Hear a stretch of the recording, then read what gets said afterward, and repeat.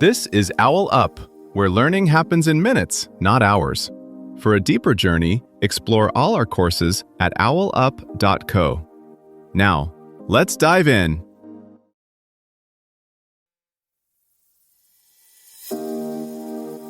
Welcome back to Chapter 3 of our series, Beyond Anxiety, Transform Your Relationship with Fear. In this episode titled, Your Anxiety Story, Where It Came From, we'll explore the formative experiences that shape our anxiety, helping you uncover the roots of your fears. So, let's dive in.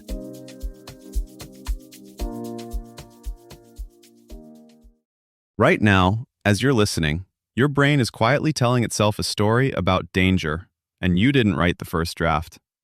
In one scene, it's a school hallway. In another, a tense family dinner. Different moments, same script. Something's about to go wrong. Maybe that danger script in your head feels personal, like proof that you're weak, broken, or just not built for calm. But zoom out for a second. Anxiety is staggeringly common.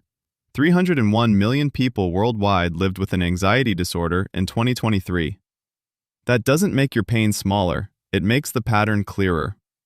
Your story likely started long before your first panic attack or sleepless night.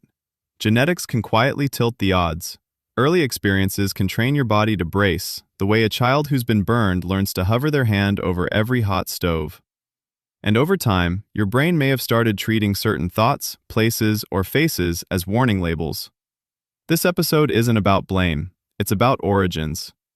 When you can trace where your anxiety learned its lines, you gain leverage to start editing the script instead of just reciting it. Some threads in that story are inherited. Large studies suggest 30 to 50% of anxiety risk runs in families. Others get woven in through moments your body quietly logged as never again. A hospital stay, a harsh teacher, a parent who was rarely calm. Your nervous system doesn't weigh fairness or logic. It tracks what felt intense, unpredictable, or unsafe, then upgrades its alarm settings. Over years, this can solidify into patterns. Certain tones of voice spike your heart rate. Specific places make your chest tighten. Particular thoughts spiral faster than others. None of that is random. It's learned, and what's learned can be retrained. Some of your anxiety story is written in places you can't see.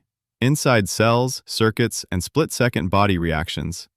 That doesn't make it mystical, it makes it mechanical, and mechanics can be adjusted. Start with your body's alarm hardware. Deep in your brain, regions like the amygdala scan for threat in milliseconds, long before you consciously decide how you feel. Nearby, the hippocampus tags context.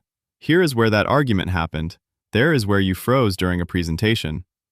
When similar sights, sounds, or even smells show up years later, those areas can quietly light up, nudging your whole system toward brace yourself. Over time, repeated alarms don't just feel intense, they leave physical traces. Circuits that fire together, wire together. If your body has spent years pairing a racing heart with disaster, I'll faint, I'll embarrass myself, the link between those sensations and fear grows thick, like a well-used path through grass. Meanwhile, the prefrontal cortex, the part that reasons, weighs evidence, and says, hang on, are we actually in danger? Can get drowned out when alarms are frequent or loud. Layered on top of that is how you interpret what happens inside you. Two people can have the same jolt of adrenaline. One calls it, proof I'm not coping. The other calls it, my body getting ready. Same physiology, radically different story, very different spiral. This is where patterns of thinking, catastrophizing, all-or-nothing conclusions, I always mess this up, start to cement. They're not random flaws, they're often clever strategies that once helped you anticipate pain or criticism, now over-applied. Here's the hopeful part. Those same brain systems are plastic. Exposure work can gradually teach the amygdala, we can feel this and be okay. New ways of describing your sensations, my chest is tight and I can still speak, begin to strengthen quieter, steadier pathways. You're not erasing your past, but you are updating the equipment it installed. Maybe your fear template shows up in oddly specific places. You're fine on a busy street, but shaky in quiet meetings.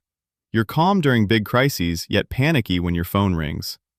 Those quirks can be clues to the scenes your nervous system highlighted years ago. One person's body tenses every time they hear footsteps in a hallway without knowing why, until they remember a time a slammed door meant trouble. Someone else feels their stomach drop when a message ends with, "We need to talk," echoing old breakups or evaluations. Think of a medical chart where each symptom has a line back to an earlier note. Many current reactions have previous entries, a sharp tone linked to criticism, a delayed text linked to abandonment, a sigh linked to disappointment. None of this means you're doomed to repeat those entries, but it does mean your system is being consistent, not random.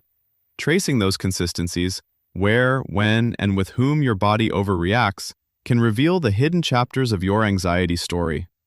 In the next decade, your anxiety story may come with data footnotes. Wearables could flag rising tension the way a weather app warns of storms, nudging you to breathe or step away before you feel overwhelmed. Therapists might use brain scan before-after images the way dentists show X-rays, helping you see change, not just feel it. Schools and clinics could blend this data with your history to offer highly personalized care, raising ethical questions about privacy, consent, and who gets access to these tools. Your anxiety story doesn't need a dramatic plot twist to change. It shifts through small, consistent edits. Each time you name a trigger, stay present through a surge, or choose a kinder thought, you're nudging the story in a new direction. Like tending a garden, tiny daily tweaks, pulling one weed, planting one seed, can, over time, transform the whole landscape. Before next week, ask yourself, 1. If my anxiety had a first chapter, what's the earliest memory where my body started reacting this way, where I felt the same tight chest, racing thoughts, or urge to escape that I feel now? 2. Whose voice or expectations show up inside my anxiety story? Parent, teacher, coach, boss? And what specific message do they keep repeating in my head? 3. When my anxiety flares today, what exact situation tends to trigger it?